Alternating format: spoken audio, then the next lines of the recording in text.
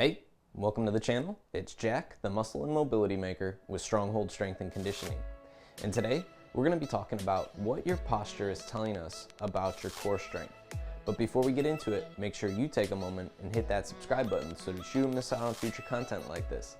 Every Saturday, I'm putting out videos showing you how to resolve aches and pains, prevent injuries, and overall optimize your performance inside the gym and outside of it in your daily life and routine, and it doesn't get better than that. So take advantage of it. Ready? Let's go ahead and dive into this one.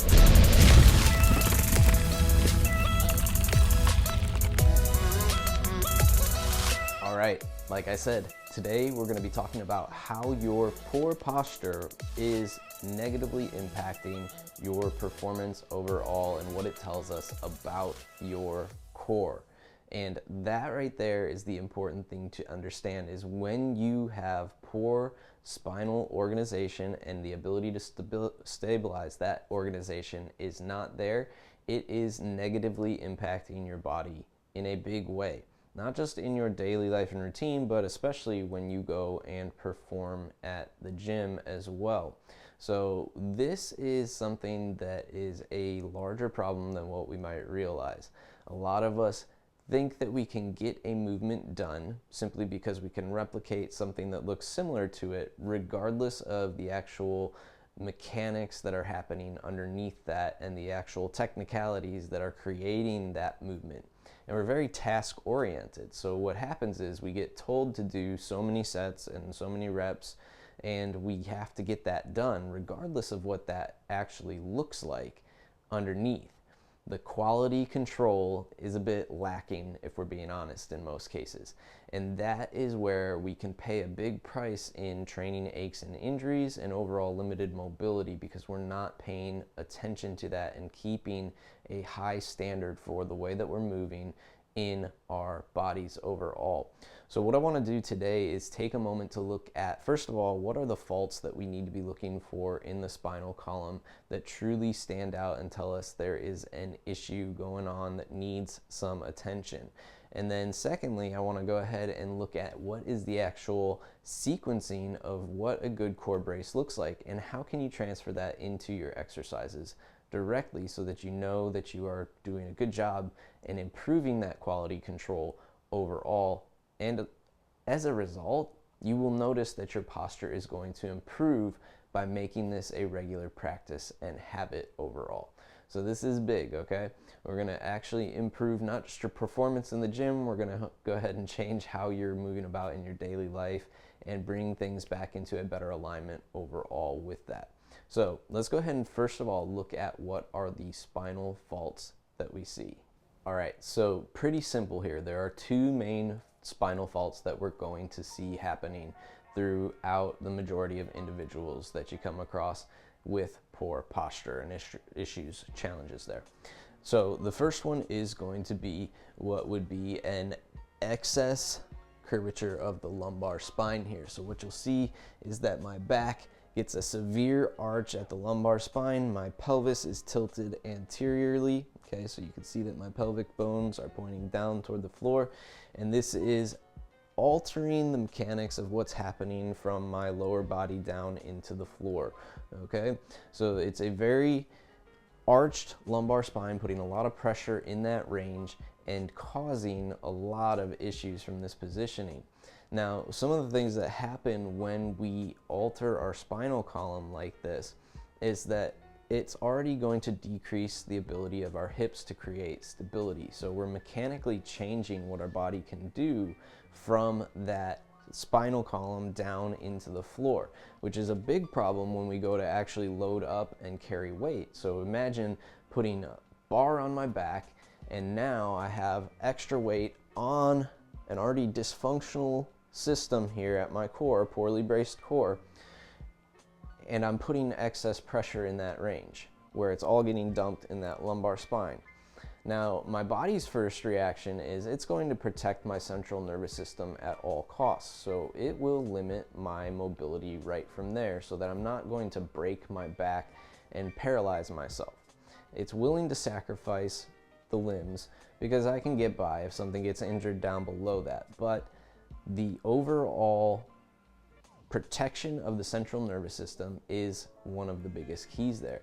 Now we also notice other mechanical changes here, like chronically tight hamstrings, okay? So if I'm in anterior pelvic tilt all the time, you can imagine my hamstrings, which anchor at the back of my knees and then up at my pelvis, are constantly being pulled at a fuller length, lengthening those hamstrings, keeping them chronically tight. So no matter the amount of stretching that you do, those hamstrings will never loosen up. And if that's you, you're chronically stretching your hamstrings because they always feel tight, there's a good chance what's going on at your pelvis and lumbar spine is what's truly causing that there.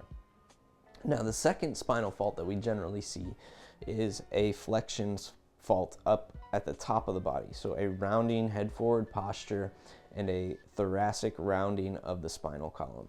And now this is going to actually impact the upper range of our bodies in a similar way to what we saw at the lower body, where our shoulders are going to lose the ability to stabilize in the way that they should, okay?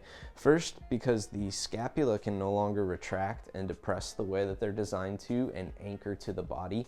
That limited thoracic extension or mobility blocks those shoulder blades, keeping us from being able to pull our shoulder blades back, anchor those shoulder blades in a good position, and then limiting the actual rotation of our shoulders, similar to what happens at our hips. When our hips are already tilted, that changed the rotation of our hip. Same thing happened in here. When we're forward rounded, my shoulders no longer have the range of motion that they should from internal and external rotation, which are what really generates stability outward from there. So this is where we start to see shoulder aches and injuries that are causing big problems, especially in the gym. So anterior shoulder pain, you know, that AC joint gets beat up a bunch because there's no room there often. And we just see big problems even into the neck and head region there. Tension headaches, a lot of stress on the neck in itself. So those are the two main faults that we're going to come across: the anterior pelvic tilt lumbar lordosis, okay, and the kyphotic thoracic range of the spinal column. Two big ones. And now the important thing, how do we actually correct that and make it a good neutral positioning to work from and a good stable spinal column to build off of? All right, so now how do we actually correct our postural issues here from the spinal column itself?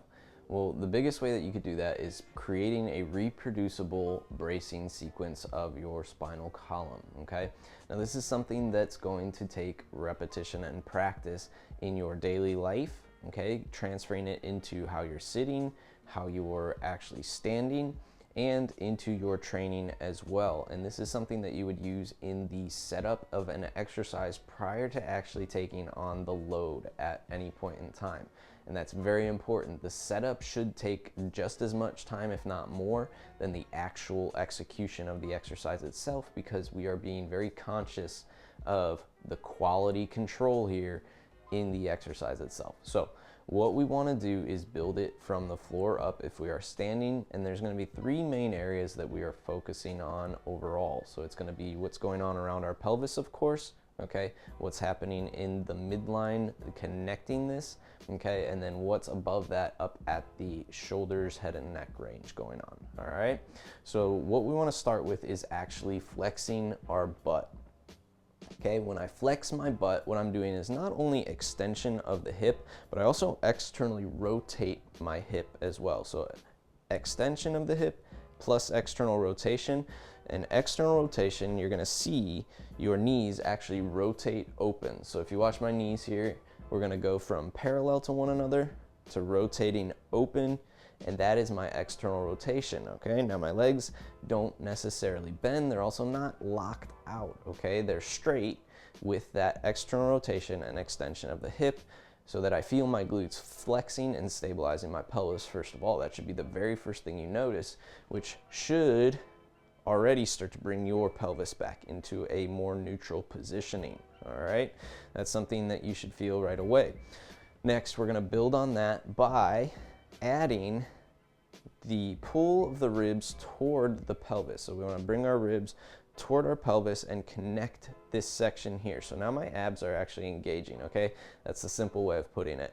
So hip external rotation, hip extension, add the abs to flex so that the ribs are pulling down toward the front of the pelvis.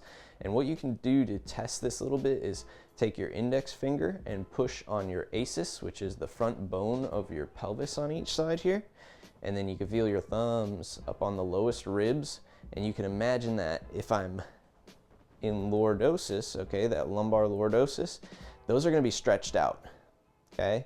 If I'm neutral, they should have, basically, if you imagine two lines coming across your pelvis and across those ribs there, those lines should be parallel, okay? So we want parallel lines to one another, keeping it in a good position, and that should be maintained through the exercise that you're performing, or whether you're just standing there or sitting there as well, making sure it's not stretching or shortening in either direction. And then we have a good mid-line stabilization to start from there. The last piece of that core brace, though, is going to be the actual shoulder positioning. So what I want to do is make sure that my shoulders are retracted and depressed, and my chin is slightly in towards my Adam's apple. So I'm pulling back, chin to Adam's apple, and here is a good braced spinal positioning in neutral. Okay, now I'm actually exerting force here and working. In the beginning, it's going to be a thing of actual practice and work. So if you are just standing in line at a store, practice it. If you are standing and working, if you are whatever you're doing, put it into practice. This is where your body's going to get progress through repetition here, because we are repatterning what your body likes to go through. Now, don't be surprised if you default back to your head forward or anterior pelvic tilt, because those are the patterns that your body knows for stability right now, and it does take time and repetition to repattern your body, specifically at least about 12 weeks to start to see those progress and changes make, the progress made and the changes happen there. So don't get discouraged. Know that it is a thing of repetition and practice. And the more you can do it and replicate it when you're under load in the gym, the quicker that progress will be, which means you have to be very smart about how you're loading up and making sure that you are actually able to maintain that through the exercises you're performing overall. So the last thing let's talk about here is how to actually breathe while we're doing this bracing and in general throughout, to make sure that we're truly not hindering ourselves in the overall brace and how we hold our bodies. Okay, like I said, the last piece here is diaphragmatic breathing. Now, why is this so important? The thing is, if I'm always breathing incorrectly, this is going to use my secondary breathing musculature, which happens to be around my chest and neck, rather than my diaphragm, which is a large player in my ability to brace and stabilize that spinal positioning that we just created. So it's the main difference between putting tension further up here in my neck and shoulders, or actually holding tension through my spinal column in a way that actually protects me and makes me more effective in the gym. So when I'm breathing, I want to be able to diaphragmatically breathe nasally as frequently as possible, okay? So this is something that you will obviously need to adapt. If I do a lot of talking like I am now, I clearly can't do as much nasal breathing in this case, but it is something that when you are not talking and when you're exercising, that you can practice regularly. Even when the exercise starts to get intense, this is going to be a natural regulator for you. And you can use this to build incredible core strength, because as you use that as a quality control measure again, the better you get at nasally diaphragmatically breathing, the stronger your largest muscle in your trunk is going to be here. So that diaphragm is a really large muscle inside our abdomen here that we can use to our advantage to really protect our bodies and perform better. So what we want to do first of all is place the tip of our tongue behind our front top teeth. There should be a little spot there, and it is called the spot. So you put the tip of your tongue to the spot, close your lips, okay? And from there, simply breathing nasally only, okay? Now we want to focus on this, and you might think, well, my nose is always congested and whatnot. Your body is very incredible, and it takes practice at first because you've probably been breathing wrong a long time, but it will take practice. Your body will actually create an open airway passages for you to actually breathe so that you do not just suffocate and pass out.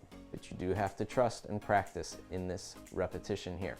So have tissues ready, okay? If you're just learning, it's okay. You might have to blow your nose a little bit.